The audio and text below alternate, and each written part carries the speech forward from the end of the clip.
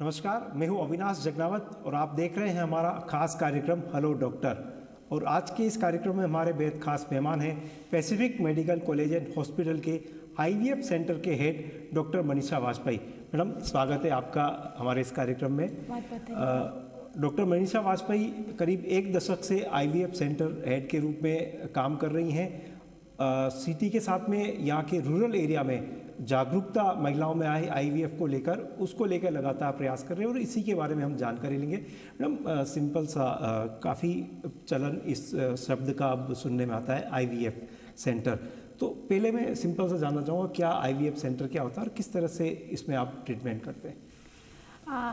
IVF centre, आप सबसे पहले तो मैं बहुत खुश हूँ ये जान के कि अब आईवीएफ शब्द इतना कॉमन हो गया है कि लोग समझने लगे हैं। IVF means in vitro fertilisation. Fertilisation निषेचन की प्रक्रिया जो विट्रो मीन्स हम जो लैब में करते हैं उसको हम आईवीएफ कहते हैं, अगर मैं टेक्निकली बात करूँ तो।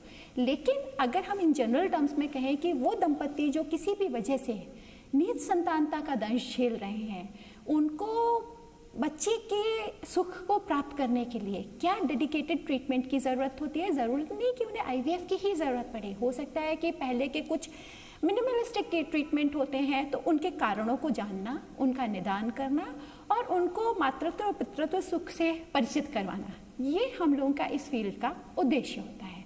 उसके लिए अलग अलग तकनीक होती हैं, जैसे कई बार कुछ इन्फेक्शंस होते हैं जिनकी वजह से tuberculosis is something very very common in Indian scenario. So उन सब के हम हो सकता है दवाइयों और गोलियों से बेसिक ट्रीटमेंट करते हैं और पेशेंट रिस्पॉन्ड कर जाता है।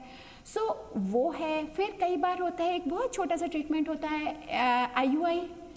सो आईयूआई जैसे छोटे छोटे ट्रीटमेंट से भी पेशेंट रिस्पॉन्ड कर जाता है, तो वो ट्रीटमेंट भी इसी चिकित्सा पद्धति के पार्ट हैं। और जब ये सारे ट्रीटमेंट किसी पेशेंट के लिए काम नहीं कर रहे हैं या ऐसी स्थितियां हैं कि ये सारे ट्रीटमेंट वो नहीं अपना सकता, क्योंकि हर ट्रीटमेंट की एक लिमिट होती है, हर ट्रीटमेंट के कारण होते हैं जिनके लिए हम वो ट्रीटमेंट सजेस्ट करते हैं।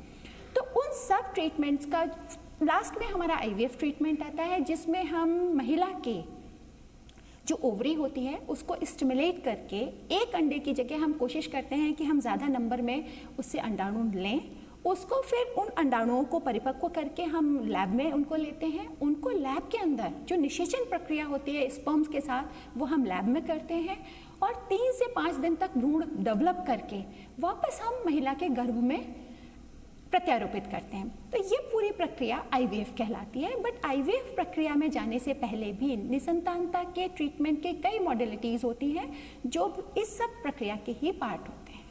मैम, मैं पढ़ रहा था आपके बारे में बात भी की हमने कि आपका जो काम है वो ज़्यादा रूरल एरियाज़ में आप कर रहे हैं। पीएमसीएच भी रूरल एरिया की महिलाओं के बीच में जाता है। तो एक बड़ी समस्या आई होगी, किस तरह से आपने शुरुआत की, क्योंकि ग्रामीण परिवेश की महिलाओं को इस तरह से समझाना, और क्योंकि आपने अभी कहा है कि एक महंगा ट्रीटमेंट होता है, किस तरह से जागरूकता के लिए काम किया और कितनी परेशानियां उसमें हुई थी?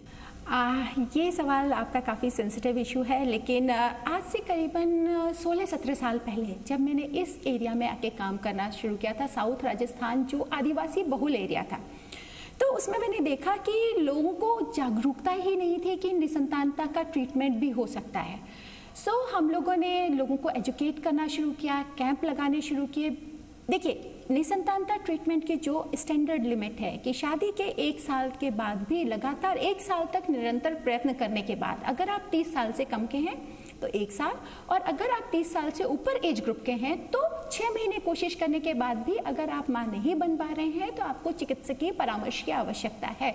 लेकिन ये चीज़ भी लोगों को नहीं पता थी। लोग 40-45 साल तक हो जाते थे एंड वो कभी उनको पता ही नहीं है कि हमें जाके कहाँ मिलना है या इसका कोई निदान भी संभव है। वो मंदिरों में जाते रहते थे, दूसरी शादियों के बारे में सोचने लगते थे, है ना। और उन महिलाओं की स्थिति बहुत ही प्रॉब्लमेटिक, बहुत ही सोचनीय हो जाती थी, जिसमें उनकी कई बार कोई गलती भी नहीं होती थी।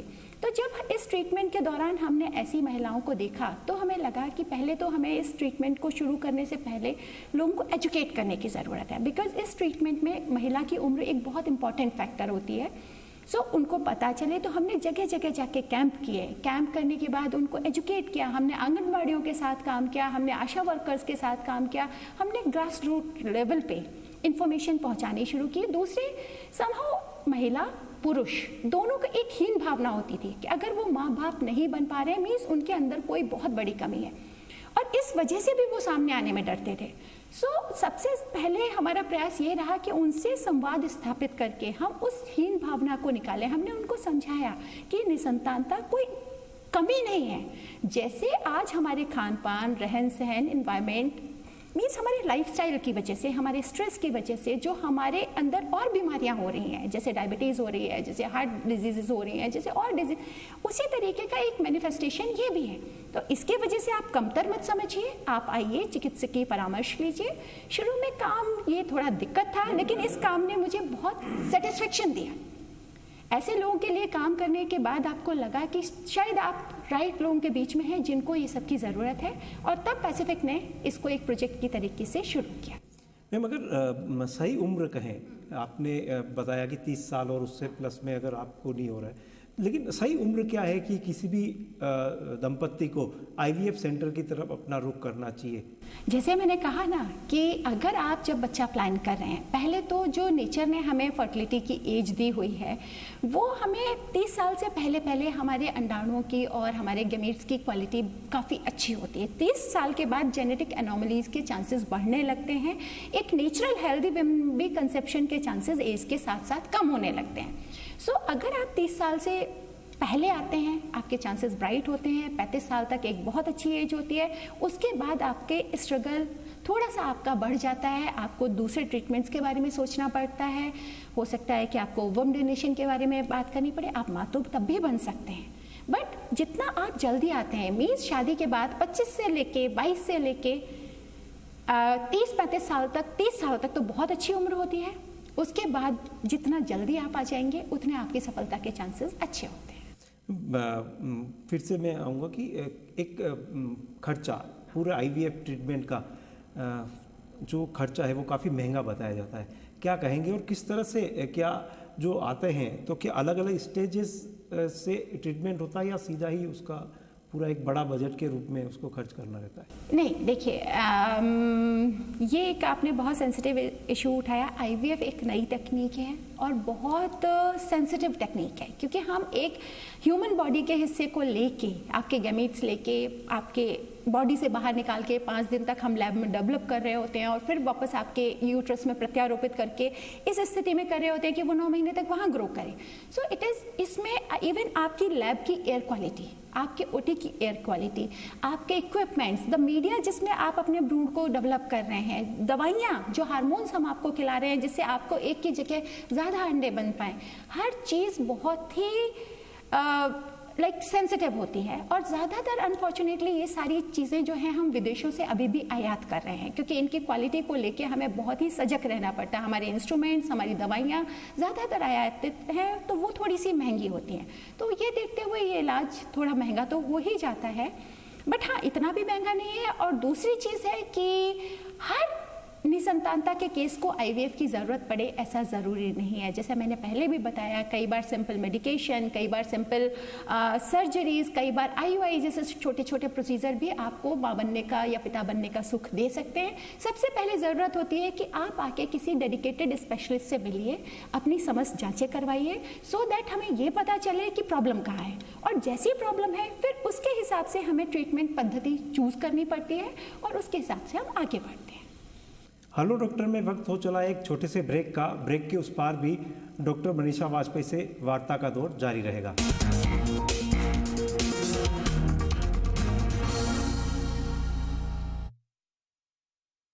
24 के रण का बच चुका है बिगुल। जी राजस्थान ने भी कस ली है कमर। लोकसभा चुनाव की हर खबर का करेंगे विश्लेषण। चुनाव की हर बारीकी पर होगी हमारी पैनी नजर। हम दिखाएंगे हर सीट की टक्कर का सटीक ब्यौरा। मुद्दों की हर धुरी को सामने रखेगी जी राजस्थान की टीम। 2024 के सड़क के घमासान से शपथ तक की सबसे बड़ी कवरेज के लिए आज से, अभी से और हमेशा के लिए बने रहिए लगातार। सबसे विश्वसनीय और सबसे मजबूत टीम जी राजस्थान के साथ।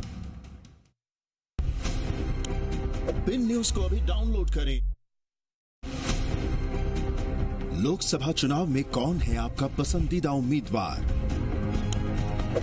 पिन न्यूज को भी डाउनलोड करें और सर्वे में भाग लें। एक क्लिक करें और बताएं देश का क्या है मूड, किस आधार पर आप संसद में देंगे अपने इलाके का प्रतिनिधित्व। सर्वे का रिजल्ट जल्द ही जी न्यूज और पिन न्यूज ऐप पर दिखाया जाएगा।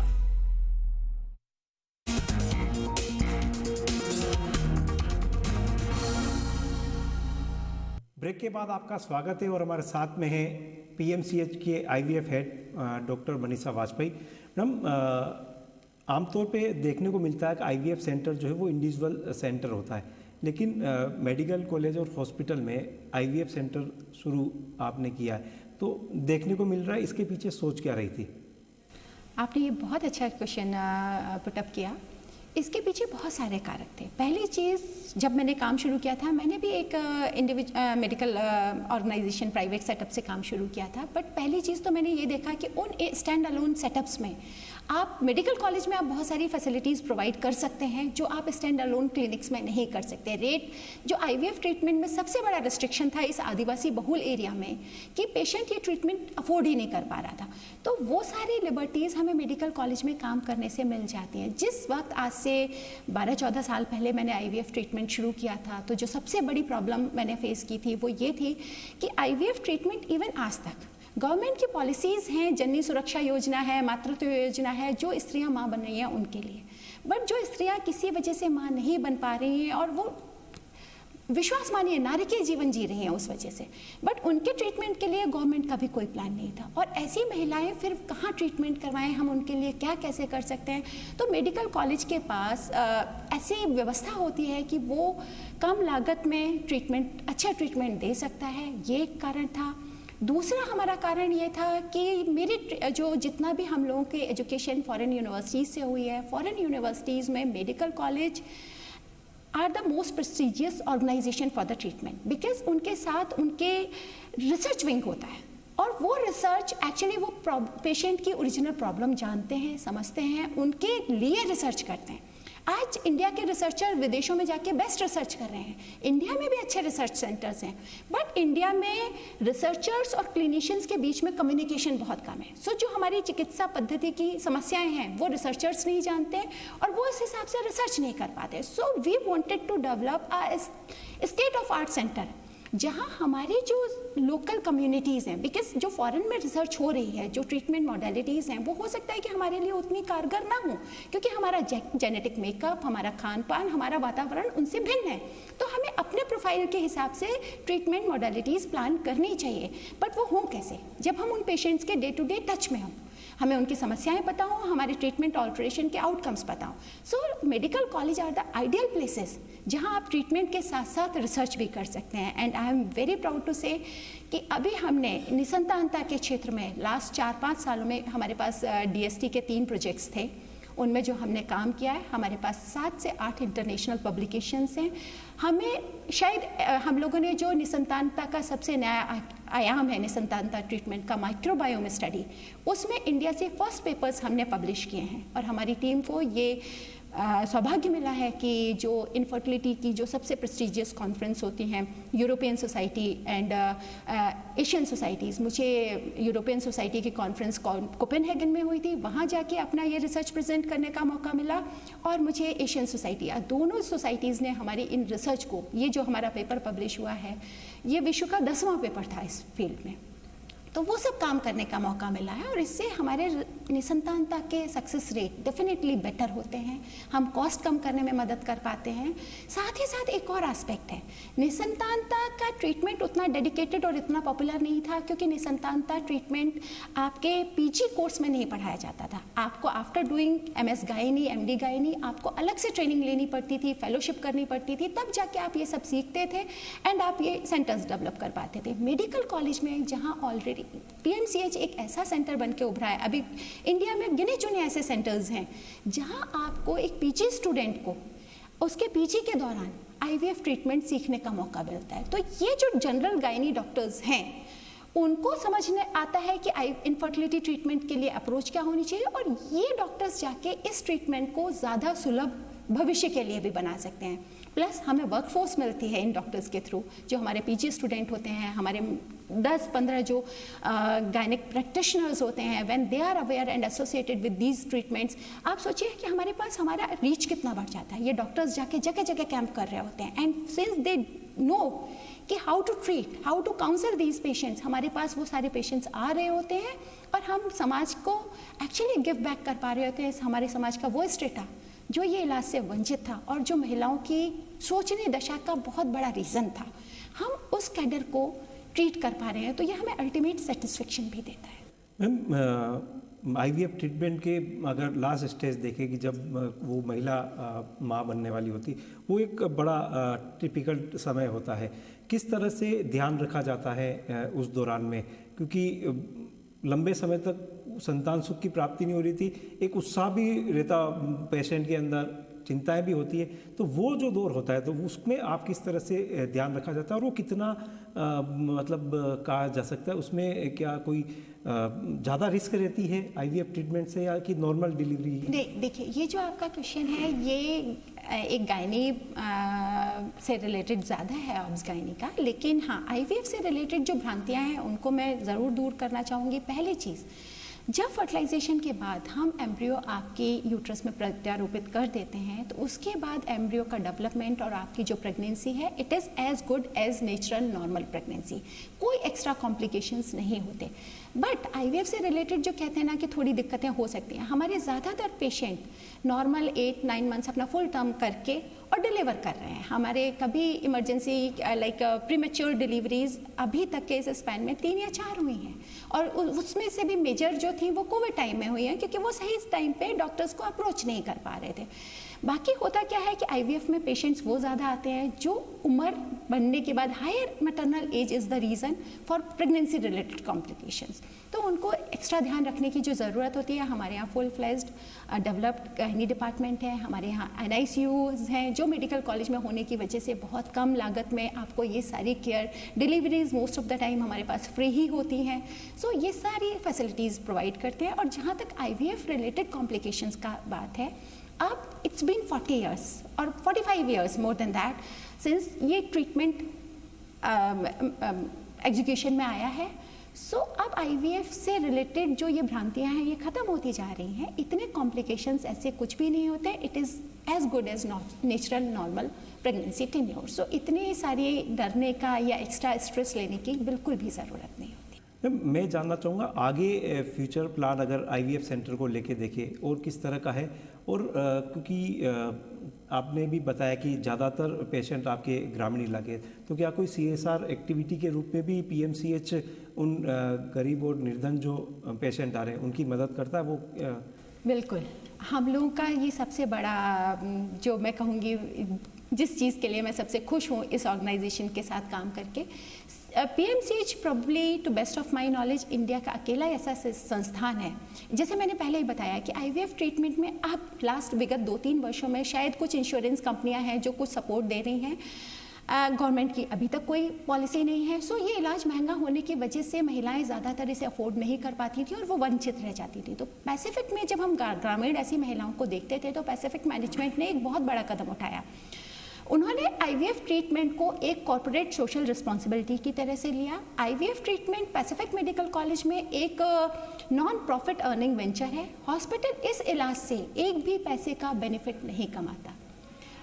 इसमें से जो भी लागत कॉस्ट पे पेशेंट अफोर्ड कर सकते हैं उनका लागत कॉस्ट पे इलाज होता है, और जो ऐसे पेशेंट हैं जो ट्रीटेबल हैं, जिनको इलाज की ज़रूरत है और वो भी नहीं अफोर्ड कर सकते हैं, तो पैसिफिक में हमें ये सौभाग्य मिला है कि हम बहुत सारे ऐसे गरीब पेशेंट का हम फ्री ऑफ कॉस्ट भी ट्रीटमेंट करते हैं।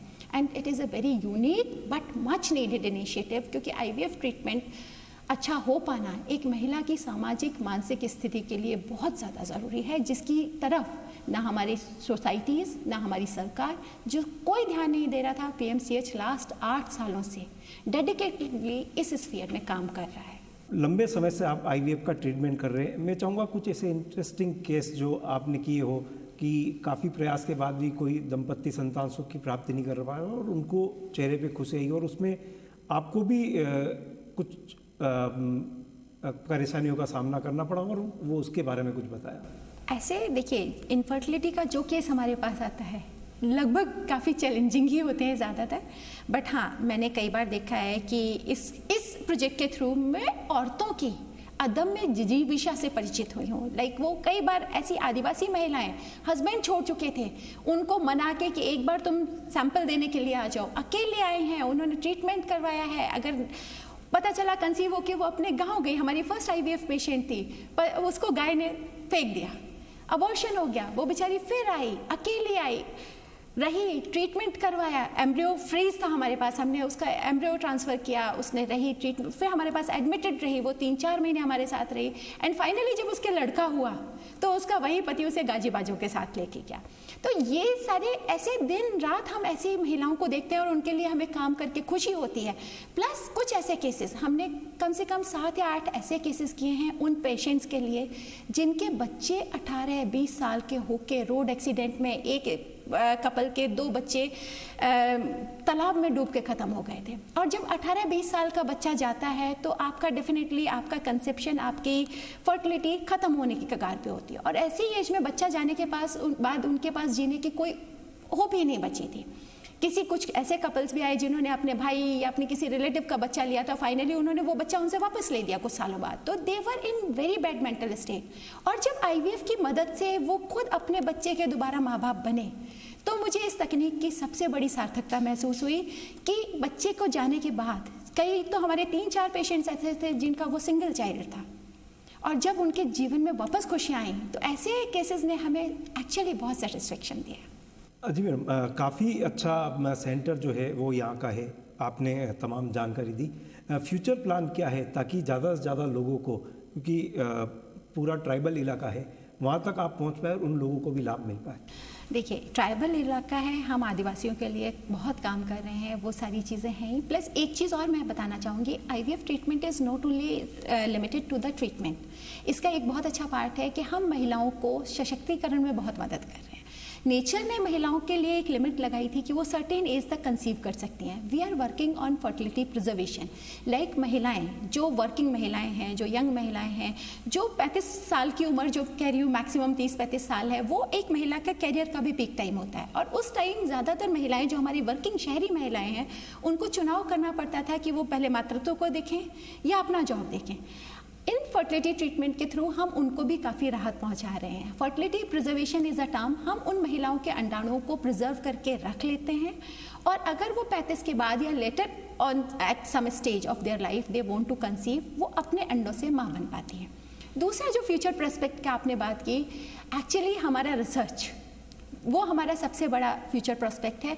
IVF की सक्सेस बहुत लिमिटेड होती है वर्ल्ड वाइड, एक हम लिमिटेड सक्सेस की बात करते हैं। IVF की रिपीटेड साइकिल की भी ज़रूरत पड़ती है, तो उसमें ऐसा नया क्या है, हम सब लोग यही दिक्कत में होते हैं कि हमारे एम्ब्रियोज बहुत अच्छे हैं, हमारे यूट्रस बहुत अच्छा है, सब कुछ ठीक है, फिर भी हमें कई बार इम्प्लांटेशन नहीं मिलता। क्या कारण हो सकते हैं? तो हमारे एक डेडिकेटेड रिसर्च यूनिट है, हमारे पास रिसर्च स्टूडेंट हैं, बीइंग इन मेडिकल यूनिवर्सिटी हमारे पास रिसर्च प्रोग्राम्स चल रहे हैं, जिनके थ्रू हम IVF के उपचार में और नई नई पद्धतियाँ क्या ला सकते हैं, कैसे हम अपने ये सक्सेस रेट को बेटर बना सकते हैं। जैसे मैंने आपको बताया कि हमारी microbiome study, that was first study from the country itself, वो हमारी आई है। उसके बाद हम ट्रीटमेंट मॉडलिटीज़ में क्या चेंज कर रहे हैं, प्रोबायोटिक्स ला के हम कैसे अपनी सक्सेस रेट बढ़ा रहे हैं, वो है। Then AI, artificial intelligence is a thing जिसकी तरफ हमने काम करना शुरू कर दिया। AI के साथ हम कैसे एम्ब्रियो सिलेक्शन को बेटर कर सकते हैं,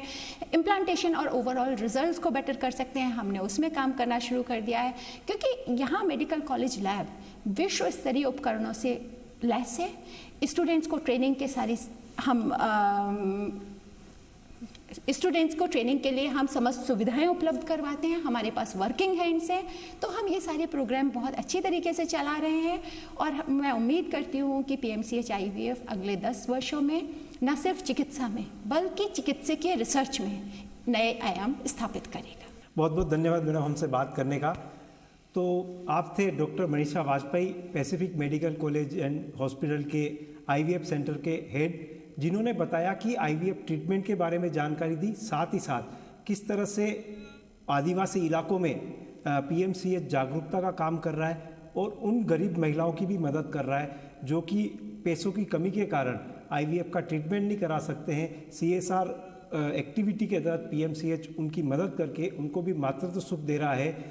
जुड़े रहिएगा हेलो डॉक्टर के हमारे इस कार्यक्रम से। आगे हम और किसी चिकित्सक से बात करेंगे और आपके स्वास्थ्य के बारे में अहम जानकारियाँ आप तक पहुँचाएंगे। नमस्कार।